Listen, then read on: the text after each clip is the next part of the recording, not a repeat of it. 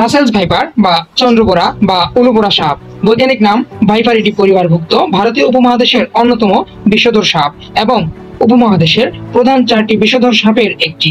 চন্দ্রবোরা 1797 সালে জর্জ শ এবং ফ্রেডরিক পলিডোর নোডার কর্তৃক আনুষ্ঠানিকভাবে বর্ণিত হয়। এর পূর্বে প্যাট্রিক রাসেল 1796 সালে তার an account of Indian serpents collected on the coast of Coromandel বইয়ে চন্দ্রবোরা সাপ সম্পর্কে লিখেছিলেন ও তার নাম অনুসারে এই নাম রাসেলস ভাইপার বা রাসেলের ভাইপার নামেও পরিচিত। রাসেলস ভাইপার বা চন্দ্রবোরা সাপের বর্ণনা। চন্দ্রবোরার দেহ মোটাসোটা, লেজ ছোট ও সরু। প্রাপ্তবয়স্ক সাপের দেহের দৈর্ঘ্য সাধারণত 1 মিটার, দেহের সর্বোচ্চ দৈর্ঘ্য 1.8 মিটার পর্যন্ত উল্লেখ করা হয়েছে। এর মাথা চ্যাপ্টা, ত্রিভুজাকার এবং ঘাড় থেকে আলাদা। থিতুনি ভোঁতা, গোলাকার এবং উত্থিত। নাসাগ্রন্থ বড়, যার প্রতিটি একটি বড় ও একক অনানুষ্ঠানিক স্কেলের মাঝখানে অবস্থিত। অনানুষ্ঠানিক স্কেলের নিচে প্রান্তটি ন্যাসোরোস্ট্রাল স্কেলে স্পর্শ করে। সুপ্রান্সাল স্কেল একটি শক্তিশালী অর্ধচন্দ্রাকার আকৃতি ধারণ করে এবং নাসালকে সামনের দিকে ন্যাসোরোস্ট্রাল স্কেল থেকে আলাদা করে। রোস্ট্রাল স্কেল যেমন বিস্তৃত তেমনি একটি উচ্চ। চন্দ্রবোরার শরীর লেজ সহ সর্বোচ্চ 166 সেন্টিমিটার অথবা 65 ইঞ্চি পর্যন্ত বৃদ্ধি পায় এবং এশিয়ার মূল ভূখণ্ডে গড় প্রায় 120 সেন্টিমিটার অথবা 48 ইঞ্চি।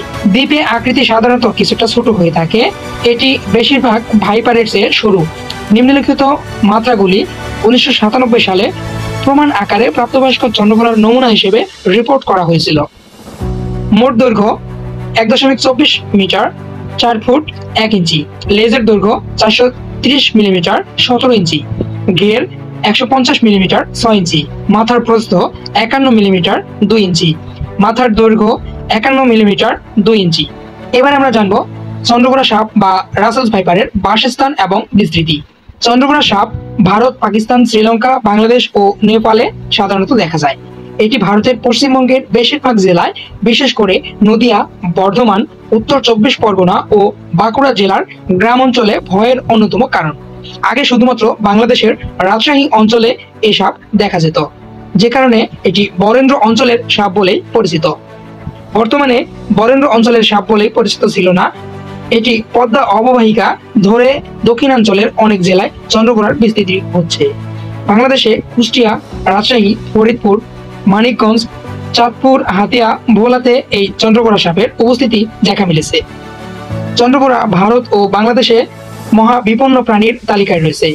2015 সালের লাল তালিকা অনুযায়ী চন্দ্রবোরা বাংলাদেশের সংকটাপন্ন প্রাণীর তালিকায় রয়েছে। নদিয়া জেলা সহ পশ্চিমবঙ্গের বিভিন্ন অংশে, এছাড়াও ভারত, পাকিস্তান, নেপাল, ভুটান, শ্রীলঙ্কা, চীনের দক্ষিণাংশ, তাইওয়ান, থাইল্যান্ড, কম্বোডিয়া, বার্মা ও ইন্দোনেশিয়াও এই সাপ পাওয়া যায়। চন্দ্রবোরা সাপের স্বভাব।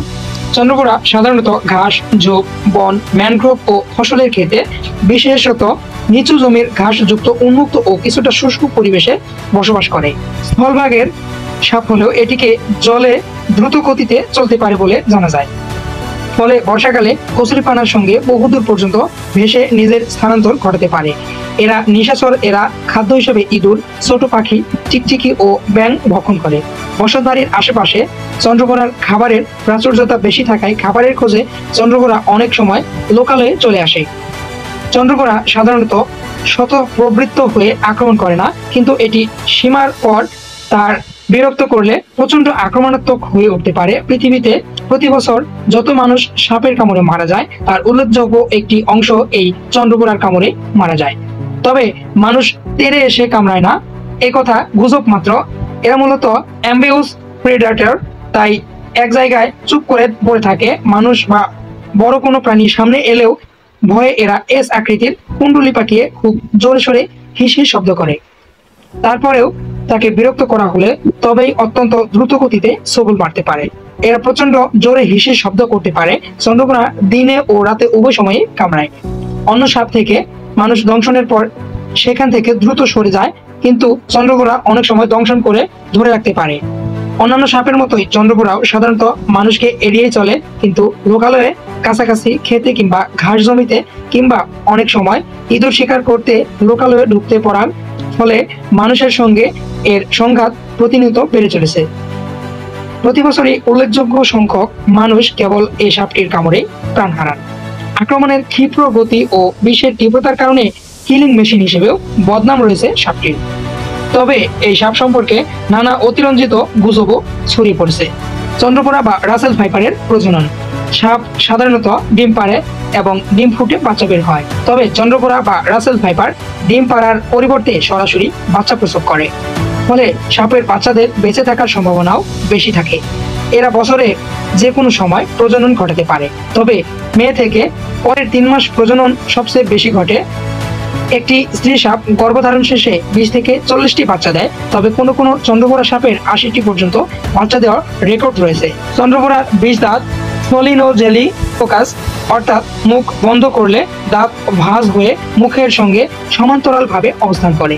একটি চন্দ্রপোড়া সাপ এক ছবলে বেশ খানিকটা বিষ ঢালতে পারে। পূর্ণ প্রাপ্তবয়স্ক সাপের ক্ষেত্রে বিষের পরিমাণ 130 থেকে 250 মিলিগ্রাম পর্যন্ত।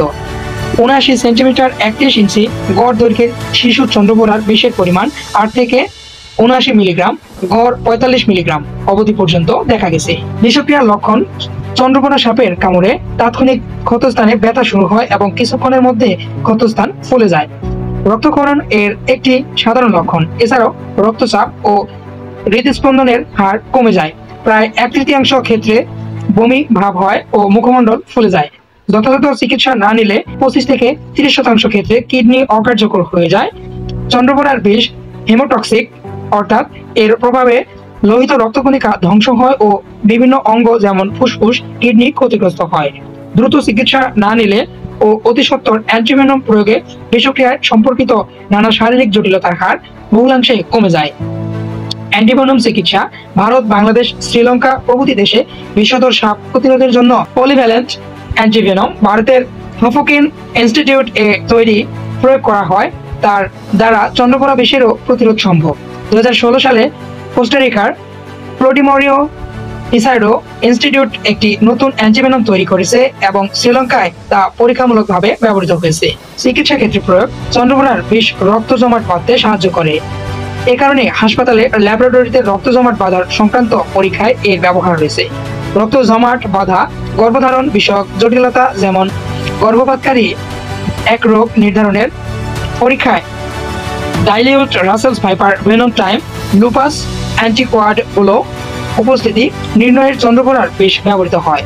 2009 সালের এশিয়াটিক সোসাইটি কর্তৃক প্রকাশিত বাংলাদেশ উদ্ভিদ ও প্রাণী জ্ঞানকোষ এটিকে বাংলাদেশ মহাবিপন্ন এবং বিশ্বে বিপদমুক্ত বলে বর্ণনা করা হয়েছে। বাংলাদেশের 2012 সালের বন্যপ্রাণী সংরক্ষণ ও নিরাপত্তা আইনে এই প্রজাতিটি সংরক্ষিত। 2024 সালের তথ্য অনুযায়ী চন্দ্রপোড়া সাপটি বাংলাদেশের বিভিন্ন জেলায় ছড়িয়ে পড়েছে। 2013 থেকে 24 সালের মে মাস পর্যন্ত 32টি জেলায় এই সাপ দেখা গেছে।